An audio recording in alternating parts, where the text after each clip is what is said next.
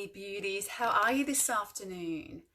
Now, I think in most areas of the country here in Australia, and I know definitely in southeast Queensland, there has been a lot of fire, obviously, and winds. So for the first thing, I just want to send out my love and blessings to anyone who is in a high-risk area or anyone who has family in that high-risk area.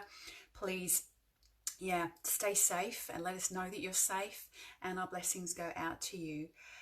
But sometimes, I don't know if you've noticed, but the energy of high level weather, as well as the cycles of the moon, can have a potent and powerful impact on us. So welcome everybody that's jumping on. We've got lots of people jumping on the lunchtime. If you haven't seen me before, I'm Beks Thompson, founder of Be a Beacon and the Radiant Femmes group here.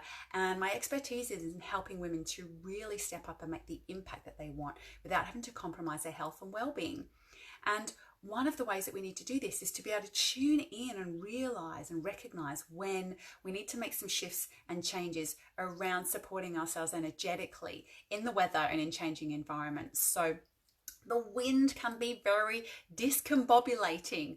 I don't know if you've noticed that. It can really push our energies around. You can feel a little scattered. You can feel a little exhausted. You may feel a little confused in your mind. So there can be lots of different things that can happen. You may just feel like you're very dry, and that might make you feel a little lackluster, like you just can't get clear and focused. Now, at the same time, right now, we've got a full moon, and that can shine the light on every way that you are not showing up in integrity in parts of your life. So you may have scattered energy over here and here, or you're showing up differently, say at work, than you do at home. And we want to pull that all in and get more centered, more grounded, more clear, so that we can show up in the most potent and powerful way possible. Because when we are sending a clear message to the universe about who we are and how we show up, then the universe responds to us very clearly, and we get to manifest and create change with much more ease. So who would love that? Let me know if yes, that would be amazing. Now, there are lots of tools and techniques to bring clarity, to bring grounding, but I thought I would share with you today a particular breathing technique, because when we got a lot of wind, the breath is one of the most powerful tools for harnessing that energy, because the breath is like the wind. So we're going to teach you the Brahmari or bee breath, and it is very calming. It is very clarifying and very grounding, and it's super, super easy to do. So if you just come to your breath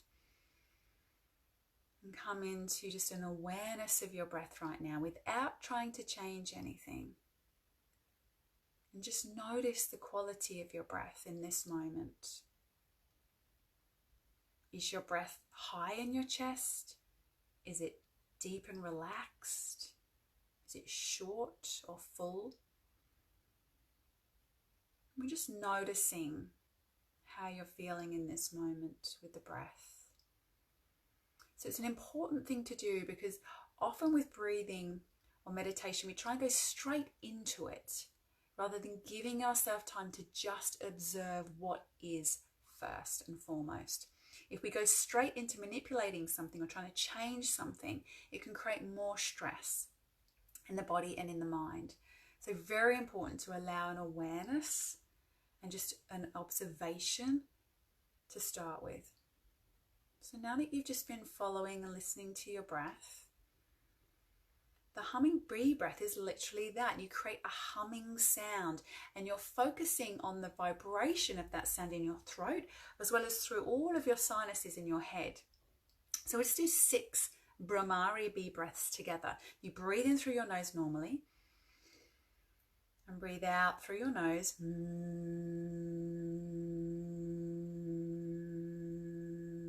Just let it resonate and really focus on the feeling of that resonance. So we'll do some more together, and see if you can allow your exhale to get a little longer than your inhale without straining, because that's another way that we can really ground the energy.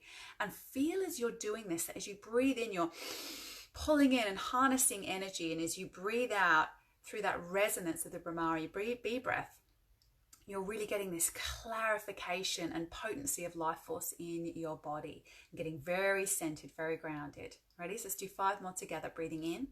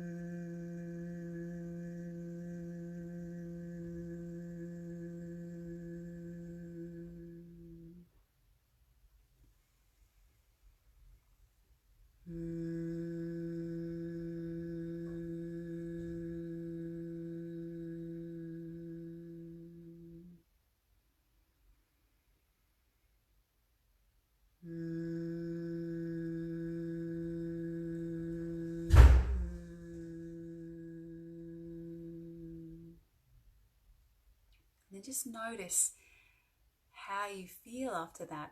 I don't know if you just heard my door slam, just made me jump a little bit there. So notice how you feel after that. Notice if there's more spaciousness perhaps in your mind. That's how I'm feeling.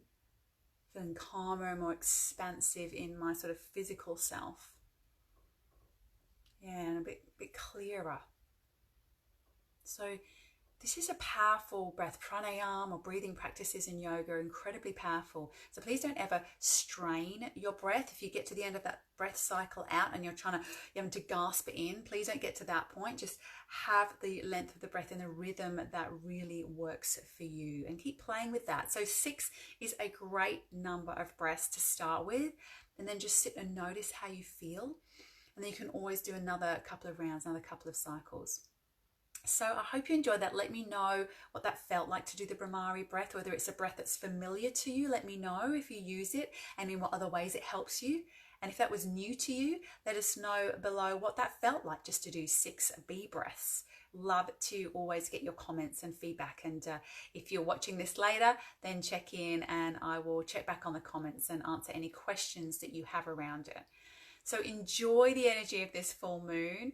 Be curious and just create a little bit of space around it. And if you are in the winds, if you're in the fire, please look after yourself, take care, and have an amazing day wherever you are. Take care, everyone.